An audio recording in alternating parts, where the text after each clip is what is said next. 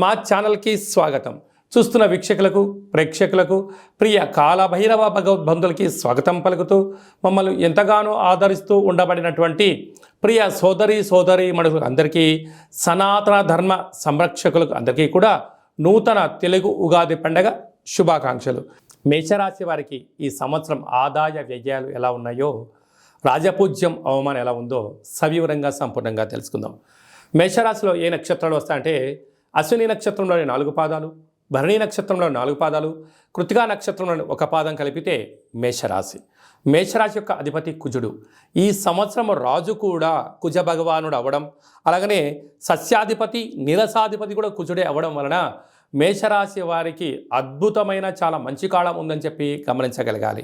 ఎందుకనగా రాశాధిపతి రాజు అవ్వడం వలన మన ఇంట్లో మన అన్ననో తమ్ముడో రాజు అయితే మనకు ఎంత బలం ఉంటుందో అలాగా మేషరాశి వారికి కూడా అంతే యోగం, అంతే రాజ సన్మానాలు ఉన్నాయని చెప్పి గమనించాలి. వీరి యొక్క ఆదాయం 8, వ్యయం 14. చూడండి, ఆదాయం 8 రూపాయలే ఉంది, కానీ వ్యయంకి వచ్చిన 14 రూపాయలు ఉంది. అనగా -6 రూపాయలు ఉన్నారు అంటే అధిక శ్రమకు ఖర్చు పెట్టాలి, దుబారా ఖర్చులు తగ్గించుకోగలగాలి, వ్యసనాలకు దూరంగా ఉండాలి, మితిమీరిన వేగంతో ప్రయాణం చేయరాదు. మీ యొక్క జన్మ నక్షత్రం రోజున అష్టమి, పూర్ణిమ, అమావాస్య తిథుల యందున ఈ సంవత్సరము మీరు దూరావాయు జల ప్రయాణాలు పెట్టుకోకపోవడం ఉత్తమోత్తంగా భావించగలగాలి. ఎందుకనగా ఖర్చు 6 రూపాయలు అధికంగా ఉంది.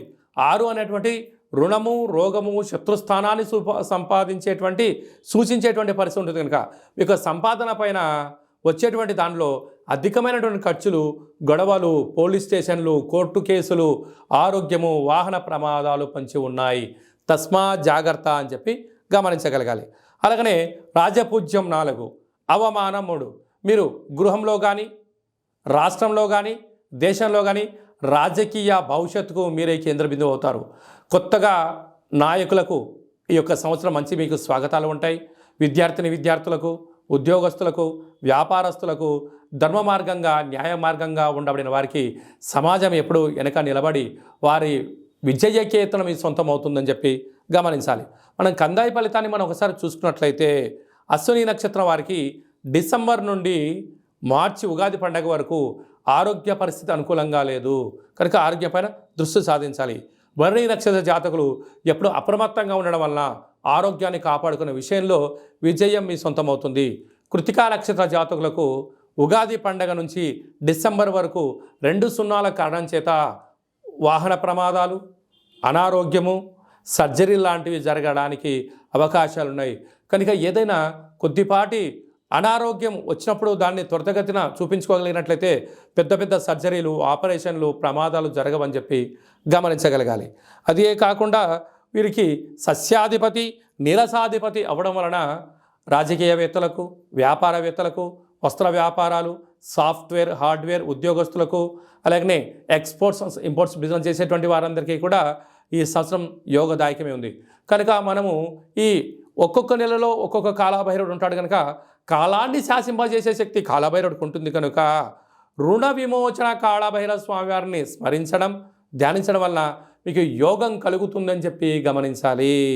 ఈ తెలుగు ఉగాది పండగ ఈ సంవత్సరం మొత్తాన్ని బాగా మనం పరిశీలించినట్లయితే గ్రహ గమనాలలో పెద్దగా మార్పులు లేవు. గురు భగవానుడు ఒక్కడే మేషరాశిలో నుంచి వృషభ రాశిలోకి సంచార స్థితి ఉంది. కనుక వీలైనంత వరకు ధర్మము, ఆధ్యాత్మికత, నిత్యము, ఆరోగ్యము, సంపూర్ణమైనటువంటి ప్రతి ఒక్క వ్యక్తిగత జాతకంలో మీరు అందరిపైన గ్రహ గమనాల పరిస్థితి చాలా అధికంగా ఉంటుంది. కనుక సూర్యోదయపు మునుపురమే లేవడము, పచ్చటి పైరు పొలాలలో సంచారము చేయడము, ఆకులతో కూడుకున్న జీవన విధానాన్ని ఏర్పాటు చేసుకోగలిగినట్లయితే మంచి కాలం ఉంటుందని చెప్పి గమనించగలగాలి.